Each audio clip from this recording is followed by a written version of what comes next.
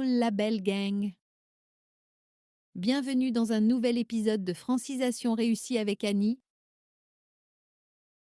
Et c'est mercredi. Le moment de traverser l'Atlantique en une seconde. Bienvenue à Montréal. Cousin d'Amérique. Épisode 16. La bouteille à domicile, le débat en direct. Alors, tu es prêt pour la finale de Chef de bois? J'ai fait du popcorn. Absolument.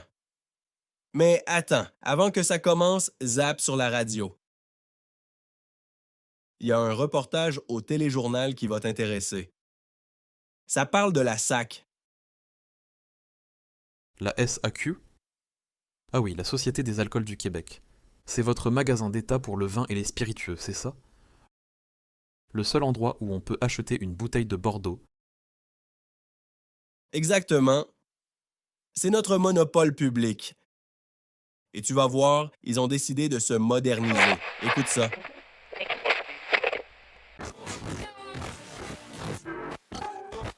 Imaginez la scène. C'est la fin d'une longue journée. Et l'idée de ressortir pour aller à la SAQ, c'est un effort. Mhm. Maintenant, imaginez commander une bonne bouteille directement de son téléphone et la voir arriver à sa porte. Ce n'est plus de la fiction, Non, c'est la nouvelle réalité. c'est ça. C'est le partenariat qui a fait beaucoup jaser au Québec. L'alliance entre la Société des alcools du Québec, la SAQ, et le géant de la livraison Uber Eats. Une alliance entre un monopole d'État bien de chez nous et un titan de la tech de la Silicon Valley. C'est sûr que ça fait parler. Absolument.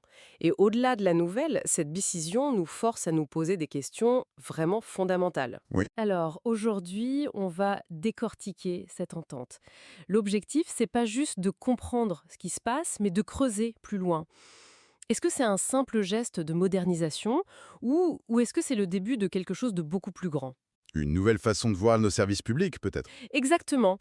On va explorer la stratégie, les coûts cachés et les enjeux pour l'économie québécoise. C'est vraiment un cas d'école fascinant. On voit la collision entre nos institutions, la technologie mondiale et ce qu'on attend d'elles comme citoyens. Alors, allons-y. Pour commencer, le cœur du partenariat, c'est simple. Très simple en surface. On peut maintenant commander des produits de la SAQ via l'application Uber Eats pour une livraison à domicile. Mais il y a un détail qui change tout. Lequel? C'est un projet pilote. Genre de message, selon vous? Ça envoie le message, on teste, on n'est pas marié à cette solution pour la vie. Ça permet de prendre la température de l'eau, de voir s'il y a une vraie demande, sans s'engager dans un investissement colossal et politiquement risqué. Précisément. C'est une expérimentation à échelle contrôlée. Concrètement, comment ça marche? Un livreur d'Uber Eats va dans une succursale. Une succursale participante, oui. Il récupère la commande et il la porte au client. On passe du modèle où il faut aller au produit À un modèle où le produit vient à nous. C'est un changement de paradigme complet pour une institution comme la SAQ. Un changement majeur. Waouh. La SAQ sur Uber Eats. Mais c'est génial. Tu imagines la commodité?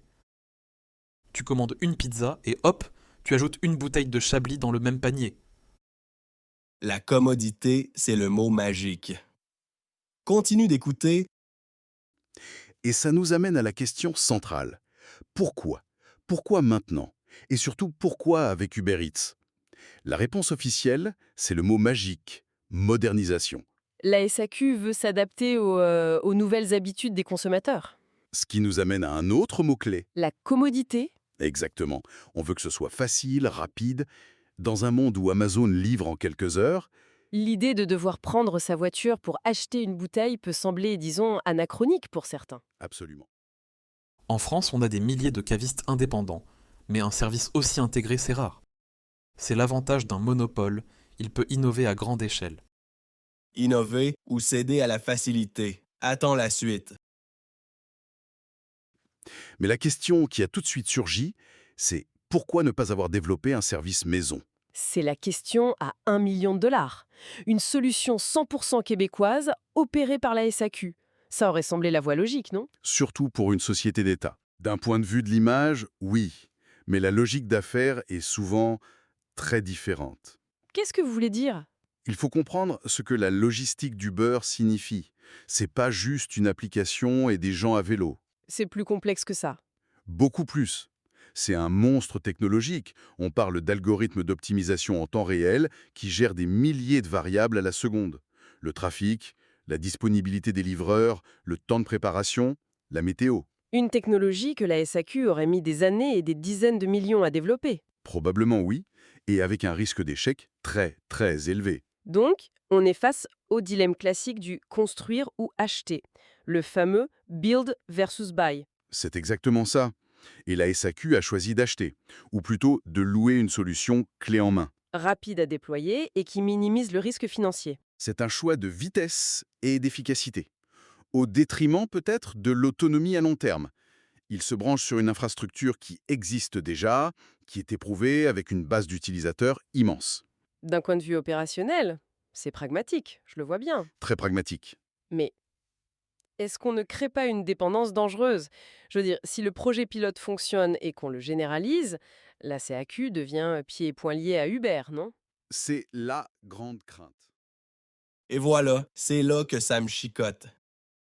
On a des entreprises québécoises qui se battent pour exister. On a même une initiative gouvernementale, le panier bleu, qui est censée promouvoir l'achat local. Et notre propre société d'État, elle fait quoi? Elle signe un contrat avec une multinationale de San Francisco. Je comprends l'argument, mais Uber a une plateforme qui fonctionne. Des millions d'utilisateurs, non? C'est une solution clé en main. C'est peut-être juste un test, non? C'est un projet pilote. Un pilote qui risque de créer une habitude. Et pendant ce temps, l'argent des frais de livraison, il ne reste pas ici pour payer nos impôts et nos services. Il s'en va en Californie ou en Irlande ou dans un paradis fiscal. Continue d'écouter. Prise comme les autres. C'est une société d'État, un monopole. Exactement. Son mandat, implicitement, c'est pas juste de vendre de l'alcool de la manière la plus efficace. C'est aussi de générer des retombées positives pour l'ensemble de la société québécoise. Ces décisions ont une portée symbolique. Symbolique et économique. Quand un monopole d'État choisit un partenaire, il envoie un signal très très fort au marché. Ce qui nous amène directement au deuxième enjeu, la compétition. Qu'est-ce que ça veut dire, ce partenariat, pour les plus petites entreprises de livraison québécoises? Pour elle, c'est un coup très dur. J'ai parlé à un entrepreneur dans ce domaine qui m'a dit une phrase qui résume tout. Oui.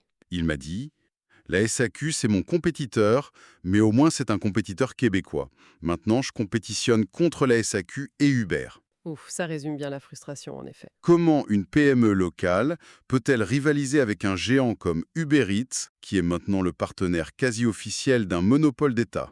C'est David contre Goliath, mais Mais Goliath vient de s'allier avec un autre Goliath. c'est un peu ça, oui. Encore une fois, pour me faire le critique, est-ce que des joueurs locaux avaient vraiment la capacité de gérer un tel volume?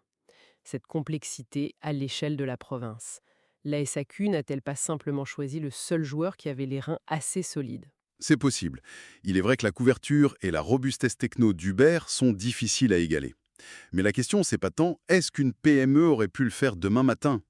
C'est plutôt C'est plutôt est-ce qu'on aurait pu créer les conditions pour qu'une ou plusieurs entreprises d'ici développent cette capacité?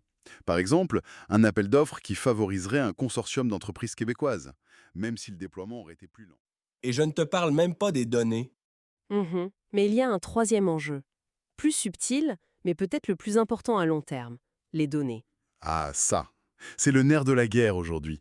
Quand la SAQ confie sa livraison à Uber Eats, elle ne fait pas que sous-traiter une opération logistique. Non, elle ouvre une fenêtre sur une mine d'or, les données transactionnelles de ses clients. Qu'est-ce que les gens achètent, à quelle fréquence, dans quel quartier, à quel moment de la journée? Précisément. Des informations qui valent une fortune pour comprendre le marché, anticiper les tendances, faire de la publicité ciblée. Et c'est là que ça devient crucial pour une entreprise comme Uber. Les frais de livraison, ce n'est qu'une partie du revenu.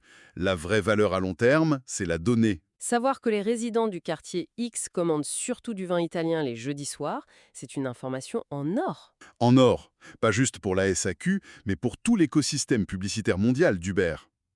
La SAQ pour un service, mais elle offre en retour un actif stratégique d'une valeur inestimable. C'est là qu'on entend parler de souveraineté des données. C'est un terme un peu abstrait. Qu'est-ce que ça veut dire concrètement? Pour faire simple, imaginez que le plan de votre maison et un journal de toutes vos habitudes soient stockés sur un serveur en Californie. D'accord? Vous avez encore les clés de votre porte, mais quelqu'un d'autre possède le plan détaillé de tout ce qui se passe chez vous et peut l'utiliser comme bon lui semble. C'est ça, la souveraineté des données. C'est notre capacité comme société à garder le contrôle sur nos informations stratégiques. La question, c'est qui contrôle vraiment ces plans? Est-ce que la SAQ garde la pleine maîtrise ou est-ce que ces données sont aspirées dans l'écosystème global d'Uber, une entreprise soumise aux lois américaines? Donc, si on résume, d'un côté, on a une initiative de modernisation, une commodité indéniable pour le consommateur. C'est plus simple, plus rapide, difficile d'être contre ça. Absolument. Mais de l'autre côté, ce choix soulève des questions profondes sur notre économie locale, la concurrence pour nos PME et le contrôle de nos propres informations. Au fond, on est pogné avec le choix classique de notre époque. C'est-à-dire? Est-ce qu'on priorise la facilité pour soi maintenant ou est-ce qu'on pense à l'impact que ça aura sur nos entreprises et notre autonomie collective dans 5 ou 10 ans? Il n'y a pas de réponse magique. C'est vraiment le cœur du dilemme.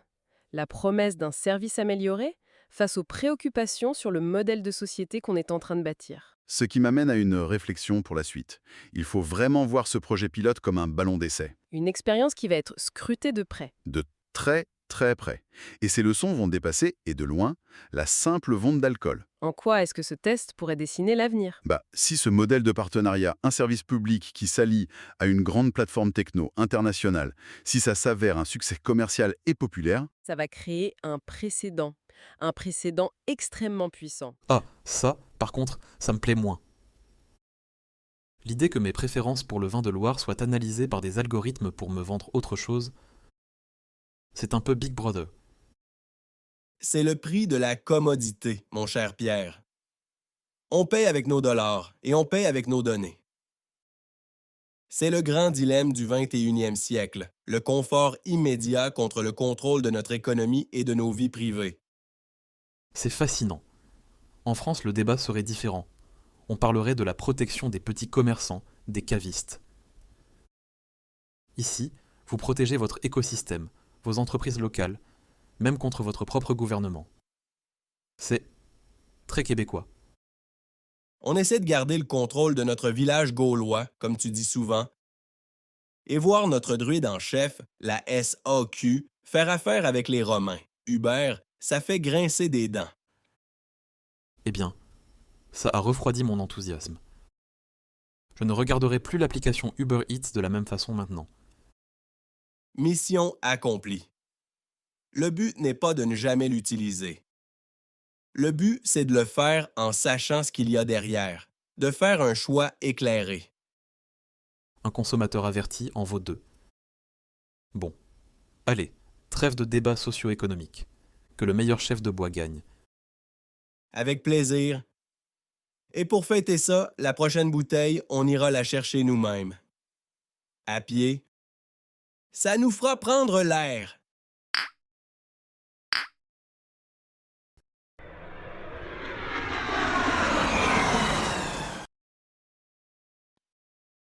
Merci de choisir de pratiquer votre français avec moi et à la semaine prochaine pour un nouvel épisode. Et comme toujours, je vous souhaite le plus beau des succès dans votre intégration en français. Ne lâchez surtout pas.